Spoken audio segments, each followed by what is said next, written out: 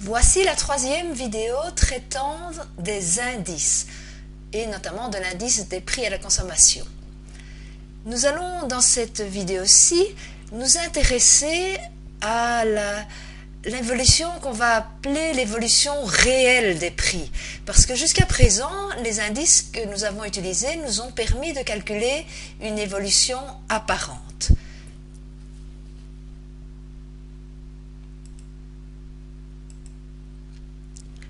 Pour passer de l'évolution apparente à l'évolution réelle, nous allons utiliser deux terminologies. Nous allons donc passer des euros courants aux euros constants. Pour calculer cette évolution réelle, en fait, nous allons devoir neutraliser l'effet de l'inflation. Si nous revenons à notre exemple sur le prix du litre de lait, nous avions calculé que l'indice de 2005 à 2011, ou bien l'évolution entre ces deux années, était de 120,89. Donc nous en avions déduit que le prix du lait avait augmenté de 20,89% de 2005 à 2011. Cela signifie-t-il que les producteurs de lait se sont enrichis de 20,89% en 2011 par rapport à ce qu'ils gagnaient en 2005? Et en fait, la réponse est non, parce que ce que nous avons pu calculer, c'est une évolution apparente. En effet, avec 100 € en 2011, je ne peux pas acheter la même chose qu'avec 100 € en 2005.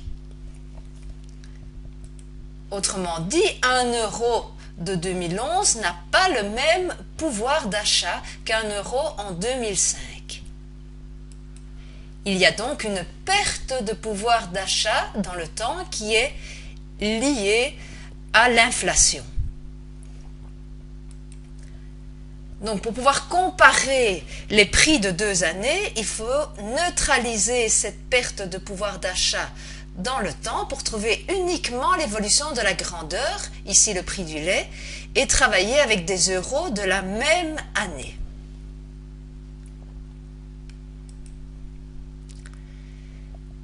Dans notre exemple où j'ai repris le tableau du prix du lait, le prix de 2005, 0,2858 €, c'était la valeur nominale en euros courants, c'est-à-dire les euros tels qu'on les déboursait en 2005.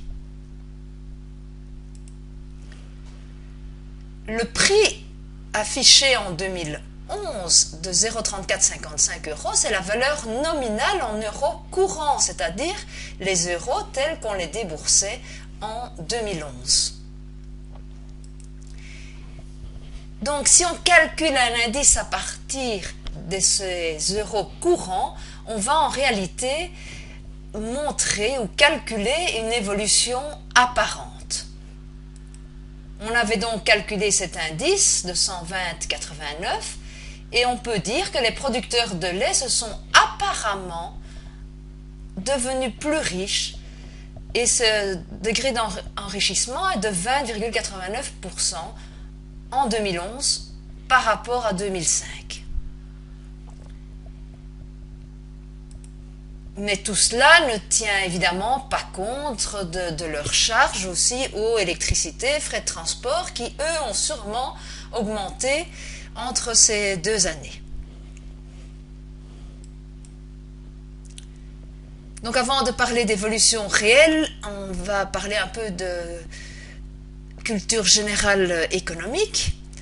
Et donc l'indice des prix à la consommation, couramment appelé index, il permet de voir l'évolution des prix entre deux périodes. C'est donc un reflet de l'évolution du coût de la vie. Cet indice sert à ajuster les salaires, les allocations, par exemple allocations de chômage, les loyers, via un autre indice qu'on appelle l'indice santé. Pour établir cet indice, On se base sur environ 520 produits et services témoins et chaque mois, on relève le prix, TVA et autres taxes comprises de ces produits et services auprès de 3000 ménages. Et on les pondère suivant l'importance que représentent ces biens dans le budget des ménages et aussi en fonction de la ville dans laquelle les ménages habitent. Chaque année, ce qu'on appelle couramment le panier de la ménagère est donc revu. Par exemple, en 2014, on a supprimé les CD-ROM éducatifs et la location de DVD. Par contre, on a ajouté dans ce panier les tablettes qui sont devenues maintenant un bien de grande consommation. Quand on parle d'indice des prix à la consommation, on parle aussi d'année de référence. Celle-ci change régulièrement. Jusqu'en 2013, l'année de référence était 2006. Depuis le 1er janvier 2014, l'année de référence est 2013.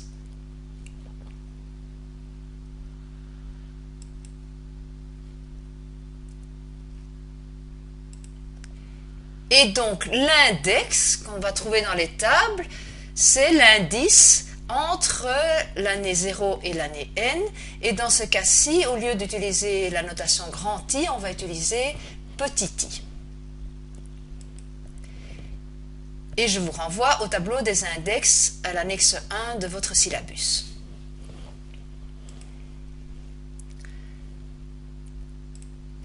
Donc, pour connaître l'augmentation de richesse des producteurs de lait entre 2005 et 2011, il faut neutraliser l'impact de l'inflation et travailler en euros constants.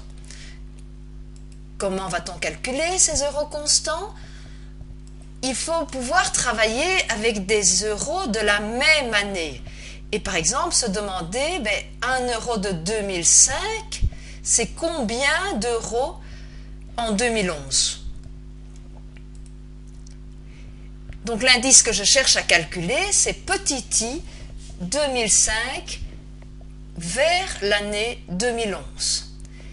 Pour cela, je vais utiliser les tables d'IPC, indice des prix à la consommation, pour connaître l'inflation entre les deux années qui nous intéressent.